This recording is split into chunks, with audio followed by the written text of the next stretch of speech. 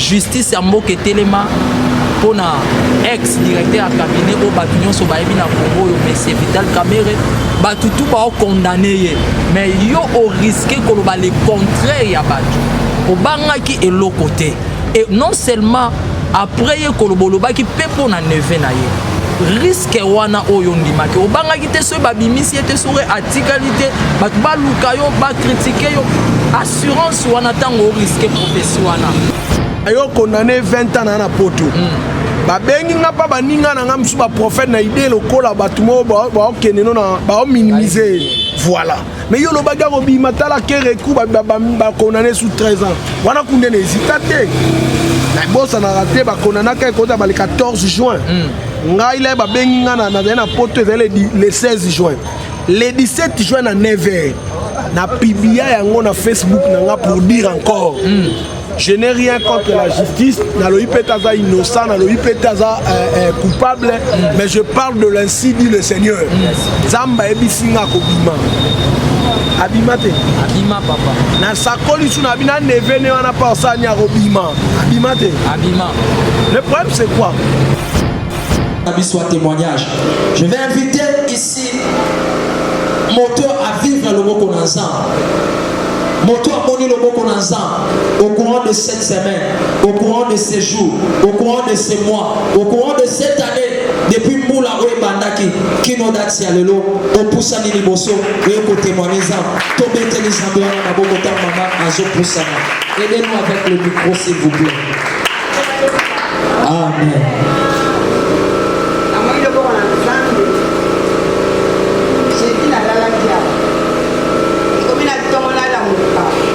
Panzi et Kamaminga. Bien la guinette, n'a pas toute la journée, n'a pas de la quitte.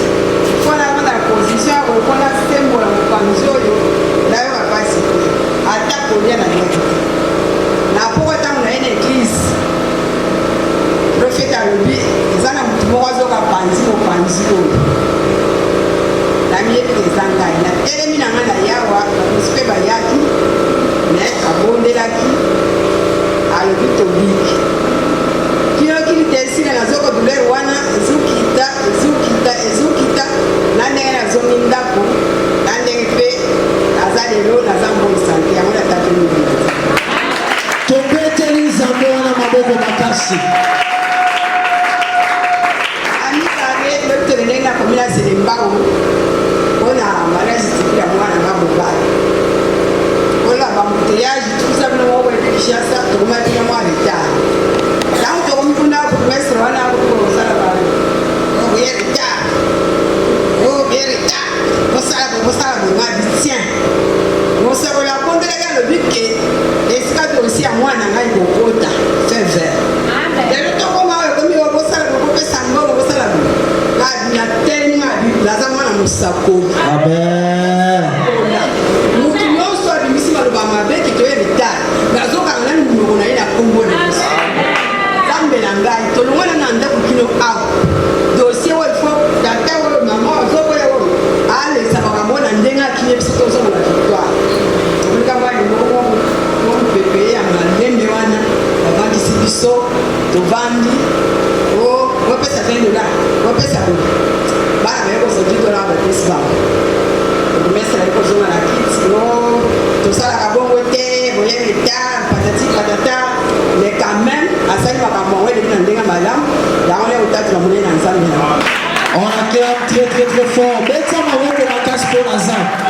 Beta Nazambe na maboko makasi. Alléluia. Alléluia. Si quand on a la témoignage à maman, témoignage à Bosso.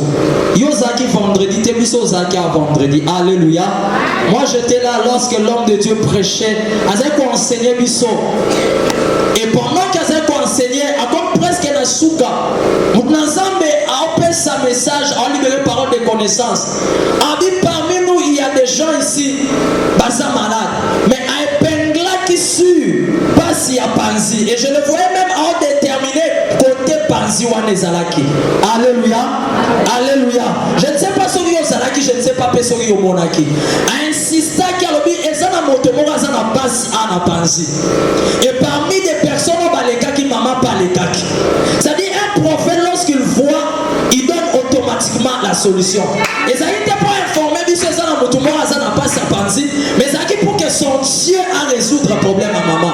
Et ça médaillé à intervenir automatique. Maman témoignait à lui, et ça qui l'obité, et ça qui après l'obité a vu le même jour où le prophète avait prophétisé, où le prophète avait prié, c'était le même jour, la même soirée, voilà, n'ayez à vivre qui miracle, c'est-à-dire Abima qui n'a pas sa pensée, Abima il a guérison miracle. Est-ce que vous mettez l'ensemble à ma bouche?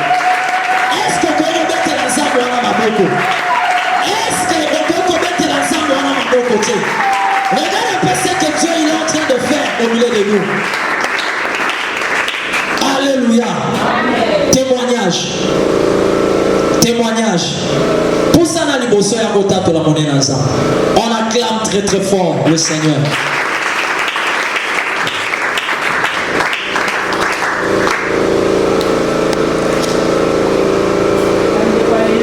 Amen.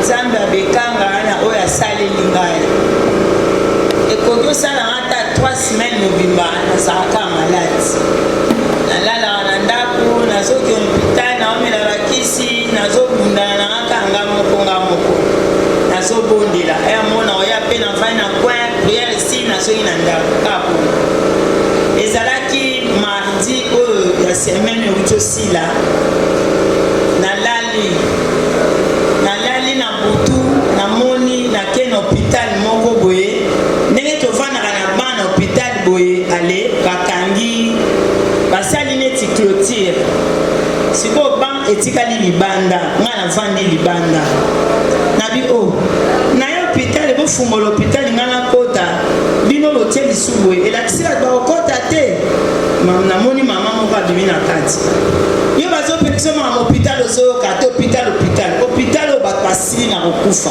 etikali ka tour na yo lelo yo soki okoti na hôpital oyo lobi oza te nabi o lelo so nakoti na hôpital lobi naza te pourtant so naye na hôpital nde nazwaka kisi nazwi makasi nazongi bien mais komi so naye na hôpital lobi naza te elakisi nini nadiskitaki mingi te natelemi nazwi kasi saki na ngai nabandi kokende nabima na porte nakutai na mwasi ya mosakoli na ndoto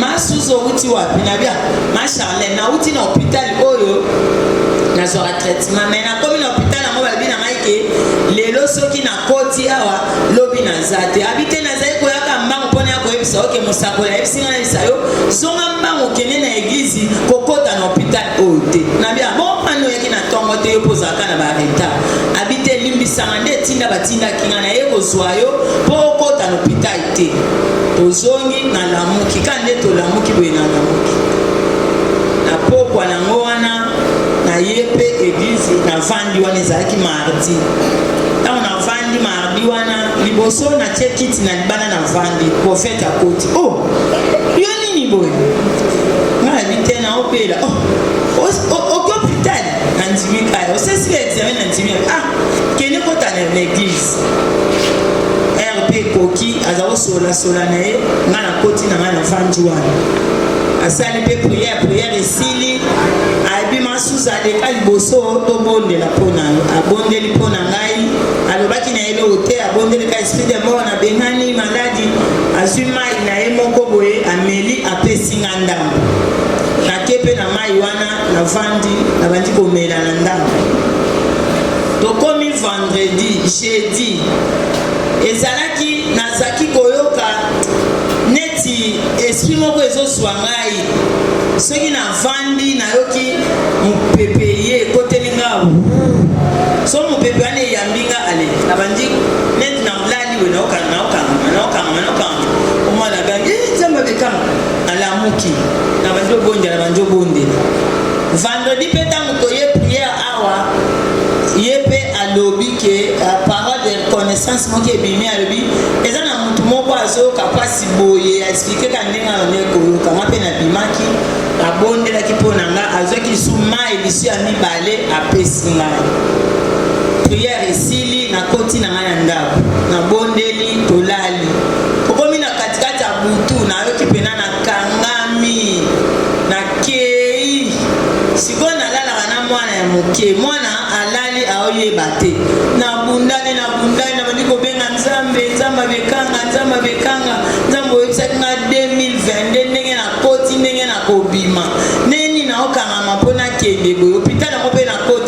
sikoyo okende na nga wapi nazobonda nalamuki mama odanga nalamuki nabengiki mama nanga Sephora otikanga na biga nazokangama mama ozokangama ndeni nabi nakangami alamukaki wana mpe tosali priere sili nalali lisusu tokomi lobi na moi samedi nakomi koyoka neti nazobangabanga naoso mopepe moko neti naobanga nabimi nakei na ndako ya Dr Enoch natie kiti nayebisi Eli fungoye nanga televizio afungoye televizio naboyi kolala moi moma na chambre nafandika na kiti naboyi kokota na chambre natalaka te ata pongi ezoya naolalaka na kiti na motema na ngai naloba po soki nakangami bato bamona ndenge bayeba kowelela ngai soki priere soki hôpital essentiel bato bamona ke nakangami ke nazala na chambre ngai moko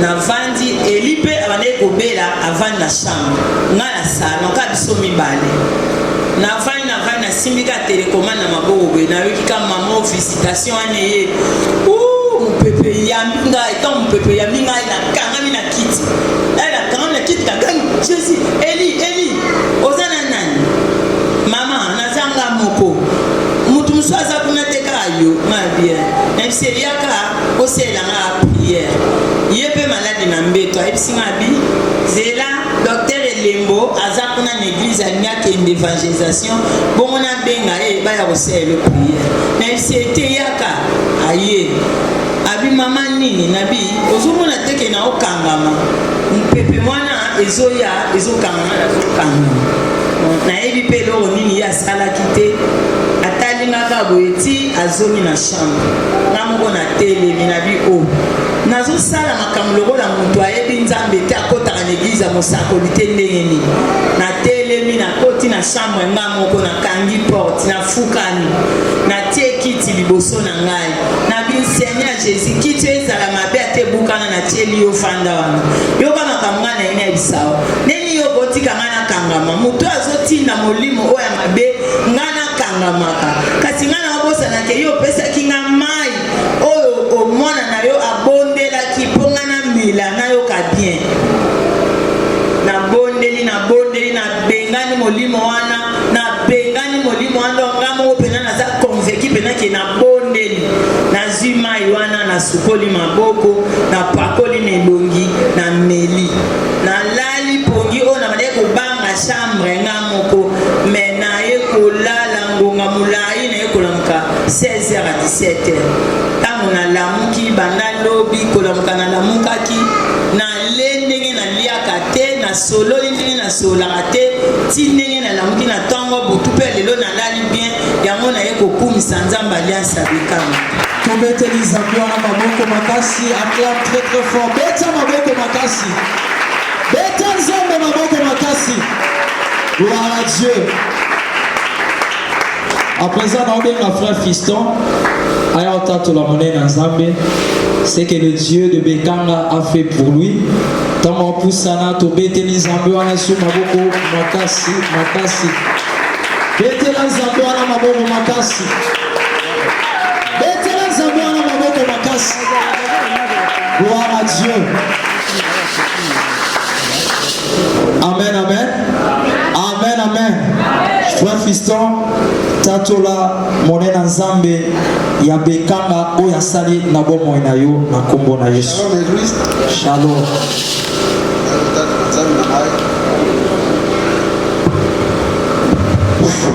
aye kotatola nzambe na ngai na monene oyo asali nga nakotana na eglise oyo nazala na banzi na loboko na ngai asala sika kota na ngai emelaki makasi naye ofeta bondeli mpo na ngai ayebisanga kenda ndako okenda kofungola bandi okomona poto eza te mosolo loboto nakei nafungoli mpota etikalika moke mosolo yango mpe naye kotatola nzambe. Alléluia. Amen, amen. Amen, amen. Je ne sais pas, frère Fiston, peut-être qu'à ça, c'est totalement sous battu, totalement sous émotion. Alléluia. Alléluia. Nana Zaki, mon frère Fiston Ayaki. Biso nyonso tozalaki te. Frère Fiston yaki awa c'était un certain vendredi. Et quand nenga lobi ayaki azaki na bande na loboko na ye. Biso nyonso tomonaki na bande na ye. Bande wana azaki na pota moko. Pota na Frère Fiston na ebite soko rappeler ba na Nzambe salaki combien de mois? Pota wana na zuka ngo depuis na 11 mois na le 10 jours na yaka et donc pota na so to calculer et boko za na 5 à 6 mois. Pota ka okakate. Musuni ezala toujours ya kobota te mukua loboko yango yango. Mukua emona na kapota wana ekaukate. Et pendant qu'elle yaki awa basolola ina mosena Nzambe te. Ayaki consultation prophétique ta culte vendredi rendez-vous à Bilombe. Et pendant que le prophète prêchait en ces lieux, assis un coup côté en plein service saisi par l'esprit de son Dieu, le prophète commence à libérer des paroles prophétiques sur notre frère Fiston. Parmi maloba o mosakola zakoloba, mosakola sakola ipona pota na ye. Alors bien là moko c'était puissant et très fort. Alors bien kakalelo nena sakola pota oyo et bota mosuni. Nana yoka kite. Lorsque l'homme de Dieu avait libéré cette parole.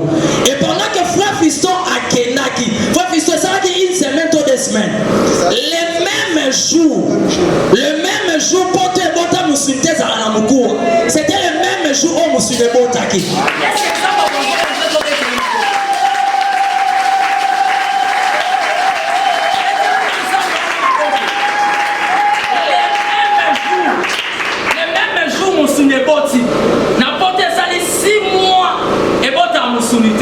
Les mêmes jours, Azao commencé à mouvement dans le Boko. Les mêmes jours, Azao commencé à m'attaquer dans le Boko. Et c'était les mêmes jours, Zamba Bekam. À l'aide de Malouba Mosako, quand le prophète a libéré, les mêmes jours à Simbibi, les mêmes jours à Confessant le mouvement, les mêmes jours au Suneboti dans le Boko, les mêmes jours à Zak guéri authentiquement par le nom du Dieu vivant, les dieux de prophète Bekam.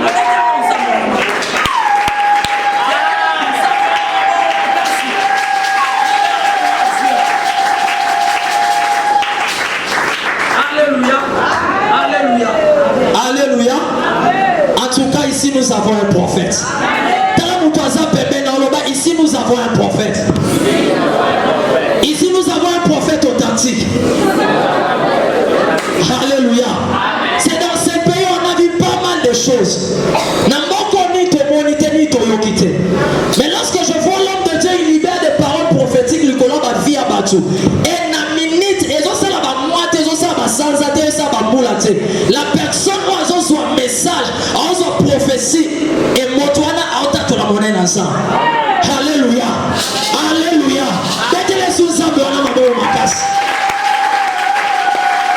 Nous sommes toujours en série à témoigner. Quand célébrer nos monnaies ensemble avec Makambo ensemble, on Katia, mon sali na na biso eleki tellement ébélé. Alléluia. J'appelle papa Mongali, toi on pousse à tomber tel sous Zamba Makas. Il vient encore témoigner le merveille de Dieu de cet homme. Bikambo eleki tellement ébélé. Ande alléluia. Na kotato la munene ya papa na mabekanga kwa sana kati na bomo ngena. Esalaki vendredi. Nalala vraiment dina raisonna makasi ngame loboko le viminga o makambo yo uchi wapi. Quand tu comme na itonga papa kotato la aiko sakolake. Sana papa moko na ba 22 21 raisonna makasi kuna problème ya loboko. Et puis dimanche na ya samedi ko na ngai abi kene loboko zomo na boy nzambe ayebisinga petit petit ti loboko ane kosila oya kotato la nzambe lundi to lali mardi loboko ekauki yango moko dans le vide ona kotato la monene ya nzambe na alléluia. Excusez papa m'organiser là non. Témoignage na yo eza témoignage okoke na ngomba boité. Alléluia. Alléluia. Papa mongali babo akela ki embasu. Papa to mwana loboko ngo. Alléluia. Alléluia. Ici nous avons un prophète authentique. Papa mongali babo akela ki embasu. Tout le monde avait vu ça. Loboko ezaki akovimba. Je vis notre dadi libéré si awa le prophète il n'a jamais arrivé dans ndako papa mongali. Alléluia. Na kati moko on a vu des prophètes prophétiser 7 chiffres à numéro de téléphone. Mais si l'homme de Dieu il a prophétisé ndako détaillé pièce par pièce. Je ne sais pas si on a encore ça papa mongali. En détaillé pièce par pièce ya ndako papa mongali. En souka on détaillé ndako na yete. Mais après si message sur ça met ba sololité ayebi si peut-être prophète ba boke ngamba mais le prophète a prophétisé. Masoyo ezali na loboko papa mongali et ça ka 2 jours. Loboko ane kauki. Le prophète a prophétisé dit lobi au monde ba poso. Car lobi ne prophète alobaki lobi pa mongali amoni ba poso. Si ma lobi maso o e kauki. Maso ezali surte. Betela na nzambe wana maboko makasi.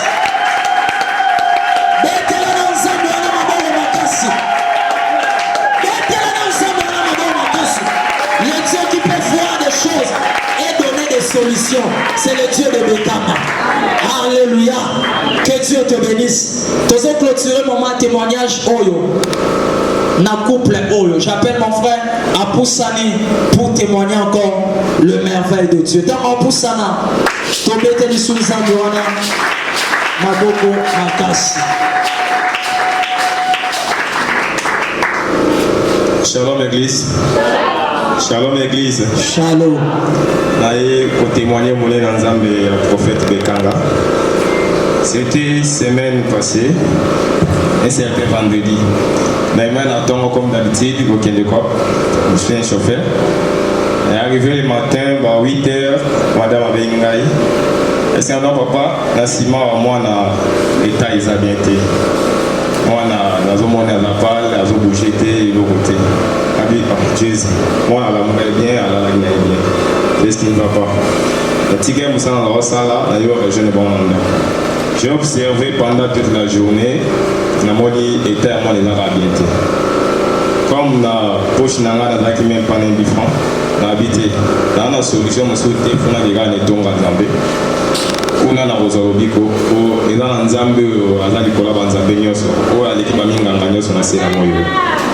Na ye na madame tokomaki awa donc même maman totambola na mwana azalaki bien te la maman aussi azalaki bien te nakomi juste na porte j'ai croisé avec un homme de Dieu le prophète Gédéon Bekanga a posé la question on a expliqué no papa état moi eza bien te maman na état na bien te nayebisinga bino bozonga bokende hôpital na balukaki nake hôpital okoma nakomi na hôpital mais likambo kamwa ozotambola na nzela na mwasi o tension eza na 4 mais azotambola en bonne et due forme nakomi na hôpital na moral na nga nayebi ke no mwana makila esili mama makila eza te ntango tokoti na hôpital médecin azwi atali tension ya madame tension ti na 4 atali mwana bino e mwana aza mpe pale aza makila te mama mpe aza makila te na bino nakoki kobanda mbala moko boye te na médecin nabenga nano prophète Gédéon Bekanga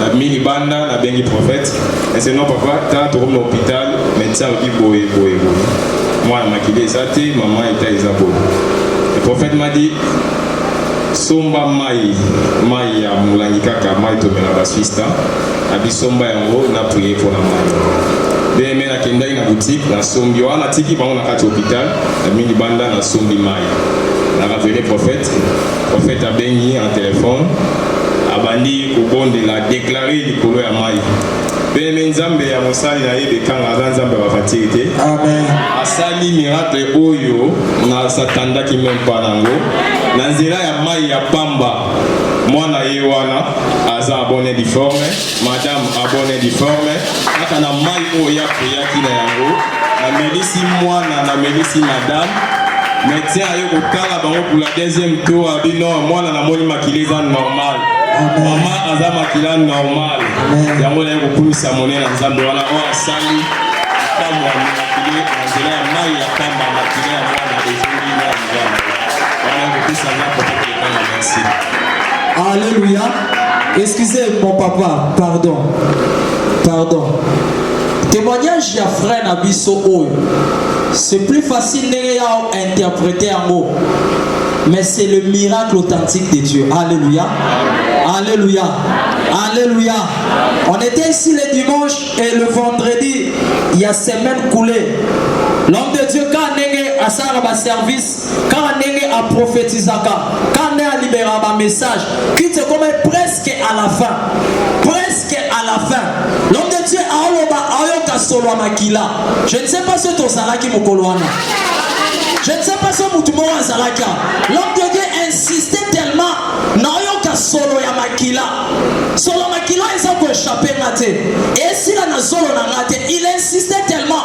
Et à toute une question ensemble, est-ce que bolingi to luka ngoto eba eza wapi? Et ensemble mon matoso qui a dit oui papa. Et le prophète, il avait cherché na rayon prophétique. En tout cas, il est vraiment un prophète authentique. Il est vraiment un prophète authentique. Affirmé, il est vraiment un prophète authentique. Et pendant que le prophète cherchait cela, le prophète a libéré pensée bandeko bazaki na culte des jours en haut. Bakenda ki bazaki des jours hôpital. Bayebi saki pete prophète que toi un problème à moi na makila. Non, baloba ki amote. Mais le prophète il est en train de parler à on a culte que notre frère oyaki na moi na a. Cet enfant ça a un problème à makila.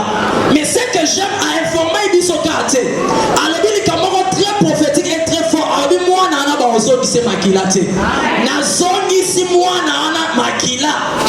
Je ne sais pas papa, na personne au micro. Est-ce que bébé na biso bazo qui c'est makila? Bazo qui c'est makila. Le prophète avait dit ici et que moi na ana baozo qui c'est makila te. Il avait vu ça du haut de cet hôtel et que moi na ana problème à makila. Il y a dit ça le prophète te. Et le prophète a prophétisé en absence na bango. C'est-à-dire prophète on s'acola même mutoazate. Alléluia. Le prophète prophétise même il y a personne à Katakut. Les athées Gamoni, Nasakol, les athées Basololi, Nasakol, à Sakoli Motoazate, et puis à libérer parole de miracle que Baozo qui s'amène à Makilate. Et au même instant, ange va fonctionner à l'anaïe, Bakekozo qui s'amène à Makila. Juste Maïa Pamba. Je ne sais pas Maïa, est-ce que le prophète me tapait ça comme Maïa? Non, Sombi Maïa ici, place Naïe. Maïa, mon quoi, Sombi, na téléphone parce que l'homme de Dieu avait déjà libéré une parole prophétique ici et que moi nana bazoni sa makilate et lorsque l'homme de Dieu a prié le médecin oh alobaki moi naza na problème à makila le même médecin a changé point de vie que moi naza sur na makilate tala na nzamba bo. Ici, il y a un prophète authentique. Alléluia. Ici, il y a un prophète authentique. Maman Zawana. Mwana Zawana. Maman Zaki na tension 4. Bisonyo soto ebiso mutana tension comme na 4 et phase à coma.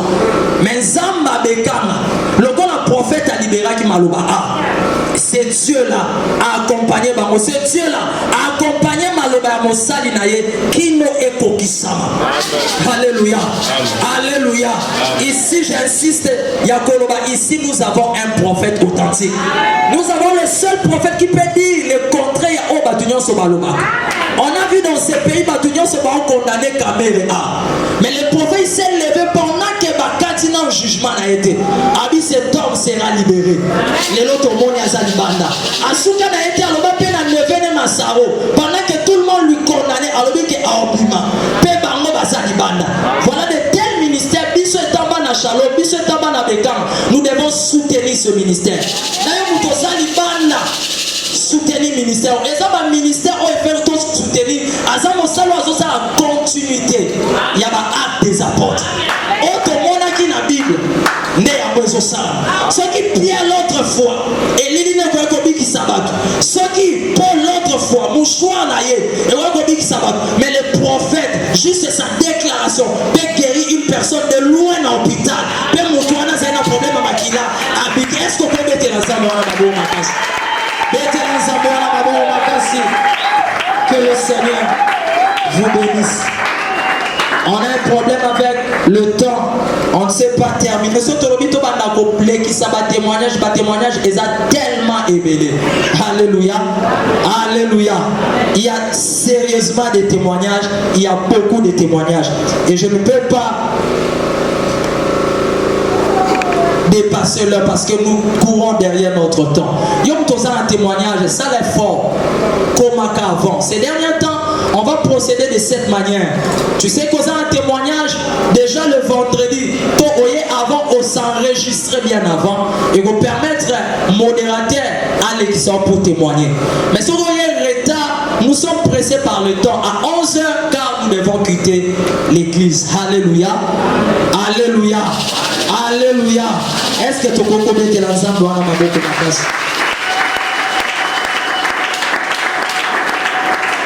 Je sais que parmi nous, il y a des témoignages, mais souffrez, le dimanche prochain, vous allez témoigner. On se tient debout, tout louer Zambiwana pour passer la prédication à Bisso Yatongo Alelo. Parce que le temps nous presse tellement. La béni de Christian ayo kamba biso na louange to yemba to pina pour louer notre Dieu, le Dieu de Bekanga telema likolo.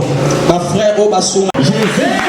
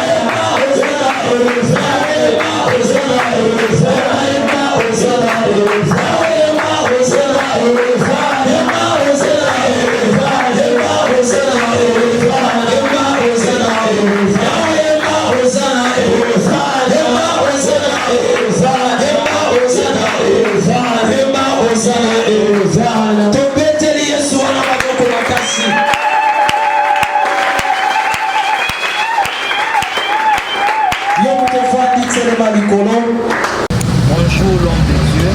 Bonjour. Touti juste pour assister à la séquence trop importante, séquence de témoignage dans la église. Mais avant de évoluer tous les pour que on a préféré en privé pour qu'on l'annonce tout lundi témoignage. Moussa Nanzambe, le prophète Jedon Bekanga, d'abord d'entrée jeu, quelles sont tes impressions par rapport à ma réponse aux hommes Nanzambe à Osana Katinayo? Moi je bénis seulement le Seigneur parce que vous êtes témoins de tout ce que le Seigneur vous fait. Et dans toutes choses, je continue seulement à bénir le Seigneur. Aucun homme sur la terre a la capacité d'opérer le miracle. Aucun homme sur la terre a la capacité de guérir le malade. Seul Dieu qui a ce pouvoir. Donc c'est-à-dire nous, on va rester serviteurs et Dieu va rester dans son trône et dans sa gloire. Ok, merci prophète Dadi. Mais eloko tolingi toyeba par rapport ya ba miracle, ba prophétie. Pourquoi? Parce que tu pour décortiquer chaque témoignage otoyoki a na kati église nde ba tatoli. Et comme ici biso, tolingi toyeba secret na yo, démarche prophétique parce que ba témoignage nyonso tozomona olobaki o déclarer mutu amoni loboko na Nzambe, secret na yo penza et puis ba assurance oyo zaka nango lorsque ozo déclarer, lorsque ozo sakola obangaka te assurance wana eutaka wapi o déclarer avec ba assurance, avec détermination, avec confiance wana so voyez bisa biso moke secret ngwezani. Mon fils ce que je pourrais vous dire, la confiance d'abord c'est quoi? La Bible dit, ces jours-là, Jésus était dans le Jourdain. Mais lorsqu'il était dans le Jourdain, la Bible dit, lorsque le Saint-Esprit est descendu, une voix est sortie du ciel pour dire, écoutez-les, celui-ci est mon fils bien-aimé à qui je mis toute mon affection. Bien-aimé, donc c'est-à-dire, c'est Dieu qui ordonne aux hommes d'écouter quelqu'un. Maintenant, pour que Dieu dise écoutez-les, makamuni bango ba oyoka, bango ba koyoka makamon nzamba tiona munoko. Voilà pourquoi la Bible dit dans Jérémie, je mets mes paroles dans ta bouche. Maintenant, c'est-à-dire, il y a des gens, Dieu ne l'a pas envoyé. Il y a des gens, batu ba oyoke nini po yane loko lobate na munoko. C'est-à-dire, makam assurance nangeza na Hébreux 10 22 23. La Bible dit celui qui a fait la promesse est fidèle. C'est-à-dire, Mouto akutana na Nzambe. Oh, Nzambe mutayebi sanga Gédéon. Ta mission est abouée. Na peso likabo tel. Alors, loko les Nzambe. Nzambe ko disposer batu. Mouto nyosa ko yokanga. Akocha foi. Na malobo Nzambe tena munoko nanga. Yanga no tena pratique. Voilà pourquoi vous voyez tous ces résultats. Merci papa. Mais toluka penda toyeba pour convaincre pour le bimalan.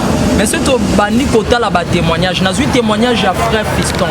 Frère Fiston azaki na bande na loboko. Bo solo la kité, beaucoup tana ki pété, mais le même jour aye au sakoli, au déclaré, au lobby, loboko esali 6 mois. Pota et bota musunité mkou ezalaki nkola pota et akanga bande pendant 6 mois. Loboko ça ka mouvementé. Mais aussitôt déclaré, aussitôt prophétisé, aussitôt prié, miracle salami. Est-ce que on est amants qui on a été? Tous les miracles kaka. Pendant tout mon a été l'eau quoi beau.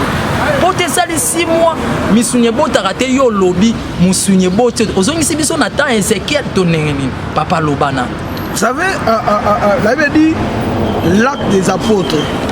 Jusqu'aujourd'hui, l'acte des apôtres continue. Mais ce qui est sûr, maintenant, il y a des gens qui ont abandonné Dieu pour travailler dans leur force. Oui, mais pour nous, Yesu, ensemble, la mukoloana, mutokine et kokwe makila. Parce que le premier Adam, Bible lobi, tu mangeras par la sueur de ton fond. Mais le second Adam, l'air ayanga lo bake makila et elle sous makama mutoki te. Et quand makama makila, donc mutoki est bon na makila pour dire que tu as la sueur, tu as na faveur. Dans ma camounio, c'est la faveur de Dieu. Moi, je crois seulement à un Dieu. Oh, akufa, assez quoi? Ranayo, tozalate, tomona ngote menandimaka. Que Yesu akufa, c'est quoi? Au moins, kaka kondimo nandima que Yesu akufa, c'est quoi? Yango pe nandima que nyonso na olobesa la. Pourquoi? Parce qu'elle foi nangeza basé na eloko ana que il y a 2000 ans de cela, ngana tozalaka docteur elemi. Mais toté aka que Yesu akufa pasani. C'est quoi? Alors, le col en a été à Kango, ma foi, ma force, mon assurance, mon énergie est vendue. On m'a dit, l'église d'aujourd'hui a un problème. C'est comme si les gens voient comme si Dieu n'existe pas. Les gens voient comme si Dieu n'opère plus. Que les dieux de la Bible, les dieux des musées Adinabala, jusqu'aujourd'hui, il opère le miracle. Mais le problème, c'est quoi maintenant? Les aventuriers, bah, kotitro na makambo. Bah, comme dans ce tali qui s'atombo, katomo kili, les gens vont douter na makambo, douter pour nous. Bah, douter pour bah faux, bah comme mais il ne faut pas oublier. On ne peut jamais parler de faux si le vrai n'a pas existé. Faut $30 ils allaient rater, pour vrai $30 ils ratent. J'ouvre $30 et il m'a faut payer ça. Et comment? Soko kutana na batu, oh bah le bel miracle et que les cabozo salaté, il y a des gens que le Seigneur travaille avec eux. Net frère fiston. Et ça qui c'est ma toute première fois dans mon l'église. Na mona yete, na yebi payete. Mais nana koye boté. Mais le créateur incréé nzambe wana lola. Ayebio. Yango nzambe apesa nga parole de connaissance na détaillé, na détaillé vie na détaillé maladie et j'ai déclaré sur lui. Et mon signature et boti. Nous sommes pas expliquer les cas qui n'ont pas été. Mais là, on a dit que j'ai parlé, le Seigneur a ok. Nasepe na malobano papa dans le lobby. Le Dieu des actes des apôtres continue encore à opérer aujourd'hui. Le Dieu des musées Aïdinabala continue encore à fonctionner aujourd'hui. Et ça, le loco tozomo na penza mingite na église na biso ya Congo. Et ça, le loco penda tozomo na mingite na kati ya milliers basakoli ebele na kati ya mboka o. Mais prophète okoko yebisa biso na mukuse muke. Na batu nyonso ba olanda biso na batu nyonso ba yoki ba témoignage nzambe asali na bandeko tuko batatoli koloba papa mongali wa tatoli ambasu 2 jours mbasu kauki ya koloba ndeko azaki na problème moi ne makila olo solo likuna makama makila te. Et ce que j'aime na ba sensation na nyonso esakolaka ozolo ba zolo e oki makila une fois zolo ba na zolo makila mais kuna pe na makilezo salama et l'on kokolo bana peuple de Dieu o bazolanda yo message ni parce que oza prophète o église à Congo et ça na posa koyoka na batango message ni kokoko elisa libota na bana nzambe papa to peso man bon on a commis enseignement mobimba déjà l'air olo bakenza mosa na ba sensation no nyonso ndoto l'air ozolo batissant l'odeur webi mais angwana Marie na Marc boye bisa Yesu qu'il sent déjà des acquis sur l'autre. Donc on a vu ça pour la déjà. Mais Yesu a bien un problème dans les accords pour la terre. Un problème dans les alibons mais manga place bakundi. Maria zobo sanelo comme un docteur Elembo. Mukolo aliboso akuta na kana Yesu. Aela ka Yesu parfait na makolo. Vraiment. Donc ayeba quitter makolo Jésus place nyo se tambola Yesu tambola na sola parfait. Donc soka koti ayaka kolongola sola mabe poacha sola nini. Ya kitoko. Donc parfait oh Maria memela ka et il fallait que notre année solo yande connaît mon ça. Donc et nous koloba que première rencontre à Mutuna Nzambe ne passe ma camion César. Jour au kutana kana Nzambe ayebisaka yo nini. Mais au moins place ba pasteur fabriqué, ba prophète fabriqué, les aventuriers, nous soit celle Nzambe pas mona muninga mo bo celle Nzambe. Mutuna sanga comme à puissant, il y a des hommes dédiés dans ce monde. Ils ont des grandes églises à Sakolarate.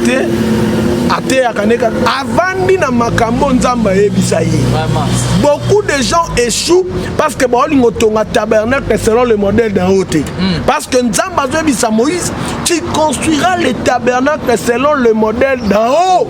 Oh yo moninde yo osala. Kobakisa et l'autre côté. Qu'est-ce que Dieu t'a dit? Donc la force de mon ministère, la force de mon appel, nabimaka libanda ba principe nzamba loba na ngate. Donc ya makamunyo somona kawano onzotone. Je vois tel na vandi na makamo nzamba loba. Pe ya mibale. Na loba ka son nzamba lobi. Son nzamba lobi te na forcer point. Nani ebiso ke mutu nyoso pa bike foka yo mona. Mutu sa ko bika obineka nzamba ebisinga soit guéri. Aki abiki musu poko sambele si place abiki te maki olala boye abiki. Donc nyonso ezali souveraineté nzambe. Bato ebele ba jouer po ba tika place nzambe. Alinga koma yende nzambe.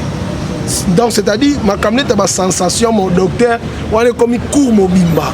Donc expliquer comment les dons de la guérison peuvent fonctionner dans la parole de connaissance. Voilà. Ok, merci l'homme de Dieu. Mais avant tout Kayo, j'aimerais dire quelque chose. Na mona okosakola, mais na mona kyo une fois na dimension on dit mako risqué. Justice à moke telema pour na ex-directeur à cabinet au bâtiment sur Baïbi na Congo, M. Vital Kamere, batu tout ba condamné, mais yo au risqué qu'on va les contrer ya batu. Au banga qui est l'autre côté. Et non seulement après koloboloba qui peut pour na neve na ye. Risque wana oyo ndimaki. Au banga qui te so babimisi ete sur articalité, batu ba lukayo ba critiquer yo. Assurance wana tango risque profession wana. Est-ce que okoboza na loba moko te pe akoloba pona mboka poto moni déjà au risque ki pona ndeko kamera au risque ki pona ndeko masaro bango nyonso lelo ba libanda. Je crois que aux agents ya prophète au mboka kongweza na posana. Okokoloba likamoko pona gouvernement pona président de la République pona mboka mobimba o ya Congo parce que Dieu a mis des paroles dans notre bouche. Docteur Elembo, c'est canon. Tu sais, le prophétique, tout celui qui prophétise n'est pas prophète. Vraiment. La prophétie aussi, c'est un don. Un évangéliste ne peut pas avoir le don de la prophétie. Un pasteur aussi peut avoir le don de la prophétie. Mais il y a des gens qui sont le prophète de ministère. Donc, je ne suis pas prophète parce que je prophétise. Mais je suis prophète parce que je suis appelé au ministère prophétique. Amen.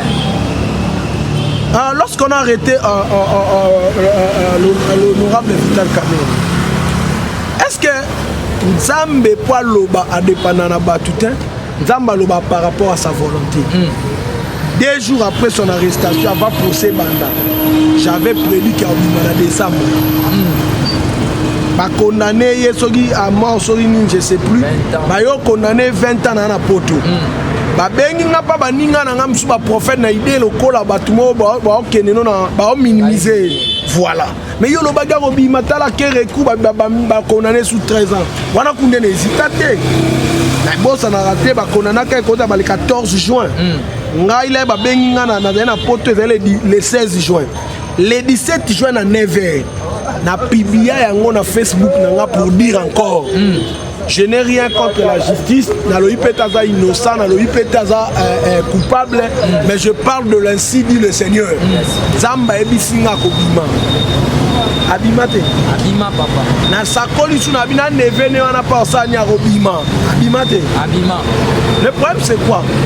Le problème un prophète, au moins euta pa na yo.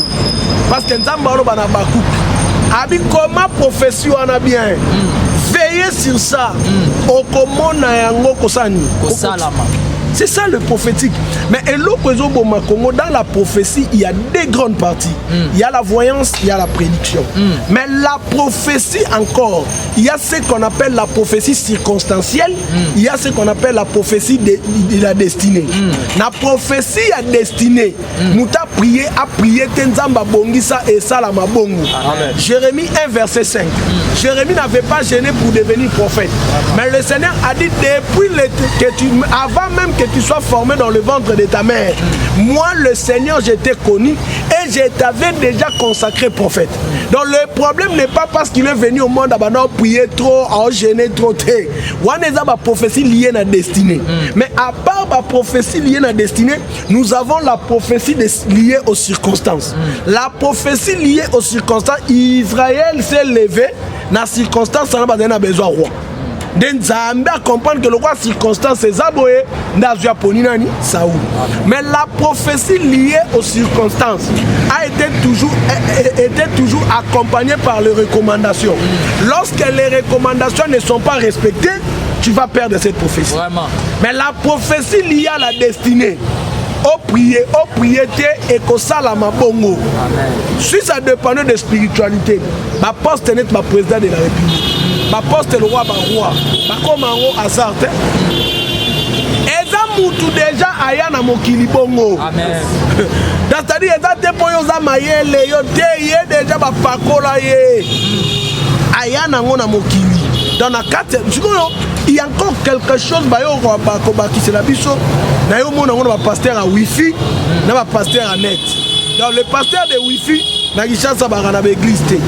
Au monde na musala nzambe te yeka na net biloba bisala sala bango sko yo baxele biso onga na obenga les opportunistes prophétiques soka moni likambo na mona kiango déjà siko tozu exemple moko à terre conseiller na matière à sécurité chef de l'État François Bé. Voilà les bakangi combien de prophètes opportunistes baleki on t'a bataille chef de l'État.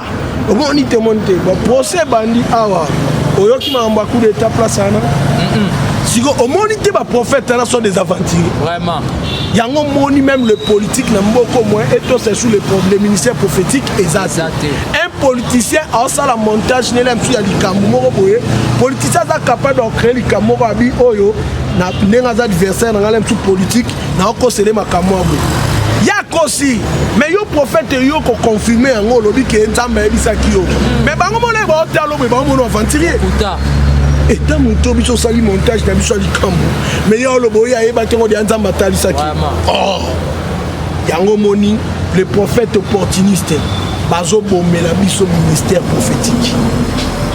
Prophète alobakate l'aide à likambe bandos et peut ça pena forme même un analyste a comprendre que likambo de bandi boye suka boye yo prophète erana te non mona boye tanana te non ça c'est pas le prophétique. Un prophète prophétique lorsque même il y a pas l'idée. Je prends un exemple. David non akenda ta bitumbate non azala pas enregistré te aibi tout mama bitumbate mais Samuel akende o tche une abi au Israël. Vraiment. C'est ça un prophète. Lorsque Moutaza n'a ni éclat, ni forme, c'est par là les prophètes Ayaka. La Bible dit au commencement la terre était vide et informe. Mais le Seigneur est venu que la lumière soit. C'est-à-dire là où il n'y a rien, c'est là où les prophètes voient et il explique. Et les choses commencent. Tu vois, un prophète osé la terre, il dit déjà, et puis ça peut être piste, yo ye, Dieu m'a dit ceci, non. Un prophète à l'obakale, pour lui cambier la forme. On m'a dit pour ça, papa vital. Dans les pénats qui chassent les eaux là. Nano a sambi koututé, batou bazo la 450 millions. Maintenant on a prié Nzambe. Le Seigneur m'a dit dans 2 jours avant procès banda. Dieu m'a dit, à peine à préciser à moi. N'a dit moi à Robimé là que vous allez à moi décembre. Vraiment. C'est ça Dieu. On a beaucoup de ouza. Dans Batouan, on va aider à Sanzambi, on va aider Nzambi. On dit Nzamba les médias na ba miracle. On a prophète Moussa, il y a précis cette chiffre mais ba benyango eleki. Vraiment. Balingi ba aider Nzambi. En aucun jour dans mon ministère au tika le monde en zaboué dans l'église. Au monde a mutumora ye, au to samana prophète, au émission More Salami, témoignage à nos mona keza lukuta. J'ai commencé le ministère de miracles depuis 2006 jusqu'à aujourd'hui. Comment yo mutunga na sambele lobi kilomito comme na justice na Kamwaka pour mon akezaki ba avanti ba prophète opportuniste les ouza. Le temps est arrivé. Zamba pia biso ba moyen biso to ya côté ya siko yeso a solo aux yeux de tous. Tu es bisa batu que il y a un Dieu réel. Jusqu'à aujourd'hui ben handicapé ba télémaka. Jusqu'à aujourd'hui ba aveugle ba omona. Jusqu'à aujourd'hui sidé ko sila. Jusqu'à aujourd'hui c'est-à-dire l'acte des apôtres quand on est dans l'église on a l'acte des apôtres continue. D'ailleurs vous te faites témoignage à maman na à cœur na poumon. Au docteur a salé l'examen, babi cœur c'est fini. Poumon c'est fini. Mais lorsqu'il est venu, elle est venue chez nous. Avec ce Jésus là, Jésus n'est pas un imposteur. On a prié Jésus. et ake ko bande l'examen docteur alobi c'est que examen liboso zaki bien te ata trace moko te ya cœur kobeba ata trace moko te ya poumon kobeba mais biloko boye Dieu existe talanga na komo bonde la bo Nzambe apesa biso ne makoki. Même Jésus dans Luc 8, vous allez constater à partir du verset 1 jusqu'au 3, papa et docteur et les mots. Jésus azaki na batu banda financer ministère. Ya on a zo bonde là-bas na Nzambe nyonso ba na biso dans le monde. Bosunga biso to soma ba estima bien église, bosunga biso na 6 églises, bo soutenir ministère financièrement, matériellement. J'ai encore beaucoup à faire avec Dieu. Mais ce qui nous manque, c'est les moyens. Ok, ce qui nous manque, c'est les moyens. Moi, Nzambe Umtolani, Mosakoli, notre Père, je peux même dire, aujourd'hui, c'est parmi les rares prophètes Nakatsa Mokili Oyo, Ba Tikala. Na vérité na Nzambe ya solo. En tout cas ici il y a le miracle authentique et bayokanakate awawa compromission ezalakate. Le prophète a un Dieu véritable, il a un Dieu de miracle. Ceux qui osana posa au vivre miracle Nzamba solo, veuillez nous contacter na adresse église, l'église charismatico évangélique Jova Shalom située na limité résidentiel 10e rue na avenue Ngache numéro 32 quartier Masiala Orokuta biso kuna na bajuna biso a culte mardi, vendredi et puis dimanche. Wana okokuta na Nzambe ya solo et puis okota tout la monnaie na Nzambe. Certainement papa, vous avez un message à Souka pour bénir les enfants de Dieu qui nous ont suivis. C'est à vous de conclure l'émission. Message à Souka ezaka ndeto loyibo mona numéro compte bancaire na biso na C. On a un numéro na biso déjà mutsanga sur biso na téléphone plus 243 89 69 71 785 so bengi biso orozo biso tika Nzamba Bible a pamola si go tozu exemple moko à terre un conseiller na matière à sécurité chef de l'État François Bez. Voilà les bakangi combien de prophètes opportunistes baleki on t'a bataille chef de l'État. On y te monte. Bon procès bandi awa. Oyo qui m'a envoyé coup d'état place ana. Si au monde te ba prophète là sont des aventuriers. Vraiment.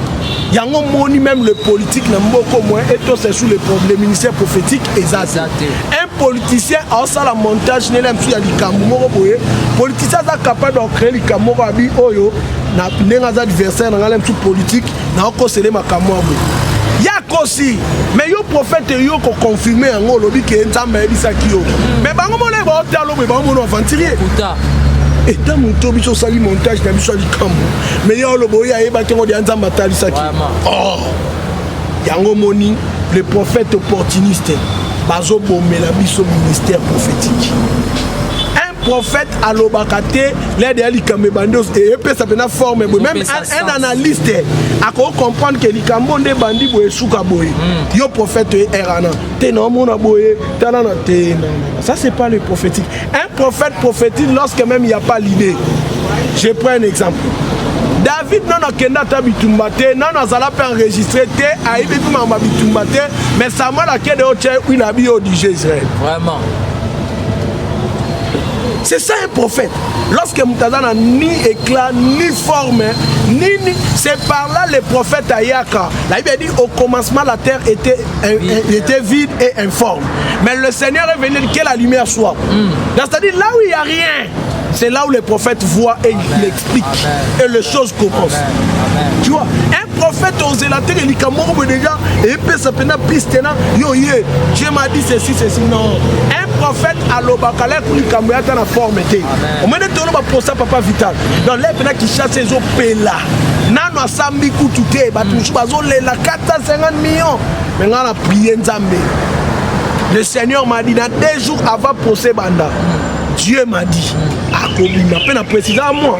Nabi moi akobima là que vous allez à moi décembre. Vraiment. C'est ça Dieu. Nzambe bakose la kema kamuté, on a beaucoup de ouza. Da batu ba ngaba aider à Nzambe, ba ngaba aider Nzambe. On dit Nzambe lembi diana ba miracle. On mona prophète Moussa ya pesi 7 chiffres mais ba benyango eleki. Vraiment. Balingi ba aider Nzambe.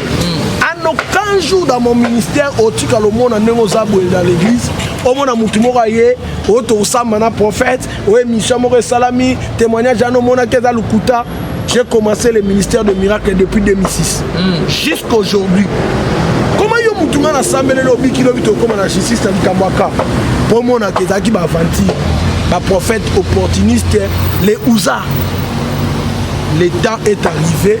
Zamba pia biso ba moyen biso to ya côté ya siko yeso a solo aux yeux de tous.